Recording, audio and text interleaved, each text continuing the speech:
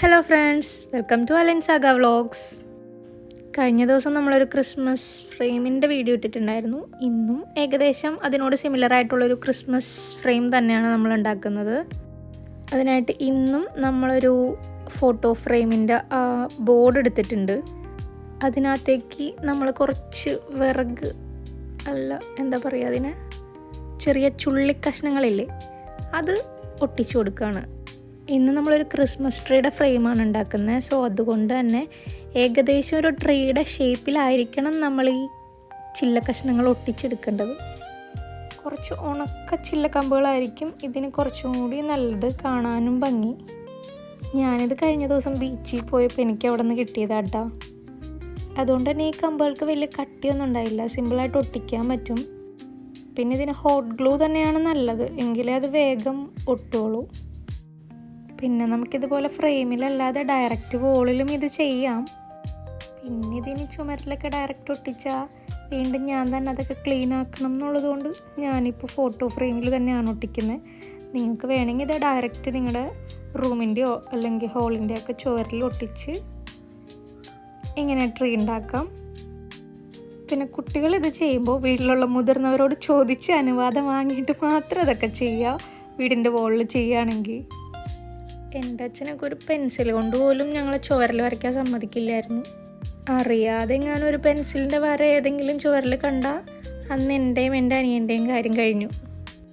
അതുകൊണ്ട് ഞങ്ങളങ്ങനെ വീടിൻ്റെ ചുമരിലൊന്നും വരയ്ക്കാറുണ്ടായിരുന്നില്ല. വീട്ടിലേതെങ്കിലും കുട്ടികൾ നിൽക്കാൻ വന്നാൽ തന്നെ അവരും വരയ്ക്കുന്നുണ്ടോ എന്നൊക്കെ ഞങ്ങൾ ശ്രദ്ധിക്കും.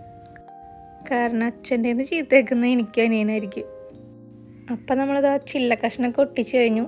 ഇനി നമുക്ക് അതിൽ കുറച്ച് സ്ഥലങ്ങളിലൊരു പച്ചപ്പ് വേണം. അപ്പോൾ അതിന് വേണ്ടിയിട്ട് ഞാനിവിടെ നമ്മുടെ ബീച്ചിലൊക്കെ ഉള്ള കാറ്റാടി മരം, ചിലരതിന് പൈൻ മരം എന്നൊക്കെ പറയില്ലേ, അതിൻ്റെ ഇലയല്ലേ ഇത്, അതിൻ്റെ ഇലയാണ് ഞാൻ എടുത്തിരിക്കുന്നത്. നിങ്ങൾക്ക് വേണമെങ്കിൽ ഇങ്ങനത്തെ ആർട്ടിഫിഷ്യൽ ലീവ്സ് എടുക്കാം. അല്ലെങ്കിൽ പിന്നെ ചില വീടുകളിലൊക്കെ കാണില്ലേ കുന്തിരിക്കത്തിൻ്റെ ചെടി എന്നാണ് അതിനെ പറയുക. അതിൻ്റെ കറക്റ്റ് പേരെന്താണെന്ന് എനിക്കറിയില്ല.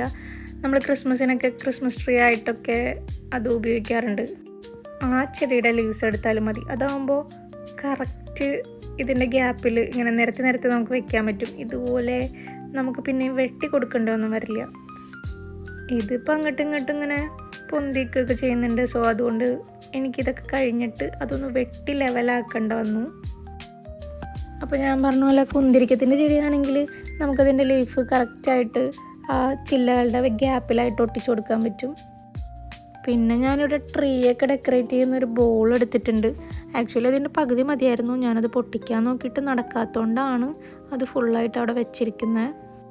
നിങ്ങൾക്കത് കറക്റ്റ് രണ്ടായിട്ട് പൊട്ടിക്കാൻ പറ്റുമെങ്കിൽ ഒരെണ്ണം അവിടെ മുകളിലും പിന്നെ ഒരെണ്ണം ആ ട്രീയുടെ നടുക്ക് ഭാഗത്ത് എവിടെയെങ്കിലും ഒട്ടിച്ച് വയ്ക്കാവുന്നതാണ്. അത് കഴിഞ്ഞ് ഞാൻ പിന്നെ ഒരു സ്റ്റാറും കൂടെ ഏറ്റവും ടോപ്പിലായിട്ട് ഒട്ടിച്ചു കൊടുത്തിട്ടുണ്ട്. അപ്പോൾ വീഡിയോ ഒക്കെ എല്ലാവർക്കും ഇഷ്ടപ്പെടുന്നുണ്ടെങ്കിൽ നമ്മുടെ വീഡിയോ ഒന്ന് ലൈക്ക് ചെയ്യാൻ മറക്കാതെ. പിന്നെ നിങ്ങൾക്ക് എന്താ തോന്നുന്നതെന്ന് വെച്ചാൽ അത് ഒന്ന് കമൻറ്റ് ചെയ്യുക. നമ്മുടെ ചാനലൊന്ന് സബ്സ്ക്രൈബ് ചെയ്യുക. വരുന്ന ദിവസങ്ങളിൽ കുറച്ചുകൂടി ക്രിസ്മസ് റിലേറ്റഡ് ക്രാഫ്റ്റ് നമ്മുടെ ചാനലിലുണ്ടാവും.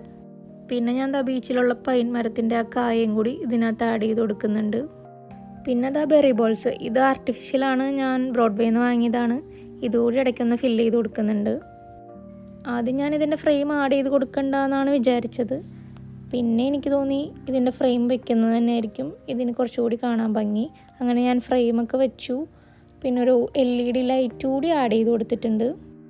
ക്രിസ്മസിന് നമ്മൾ സ്റ്റാറും പുൽക്കൂടൊക്കെ പുറത്ത് വെക്കുന്ന പോലെ തന്നെ ഈ ഒരു ഫ്രെയിം നമ്മുടെ വീടിൻ്റെ അകത്ത് വെച്ചാൽ അത് കുറച്ചൊരു ക്രിസ്മസ് വൈബ് നമ്മുടെ വീടിൻ്റെ അകത്തും നമുക്ക് കിട്ടും. മാത്രമല്ല ഇത് ഇങ്ങനെ ലൈറ്റൊക്കെ ഇട്ട് വെക്കുമ്പോൾ കാണാൻ തന്നെ നല്ല ഭംഗിയായിരിക്കും. അപ്പോൾ ഓക്കെ, ബൈ.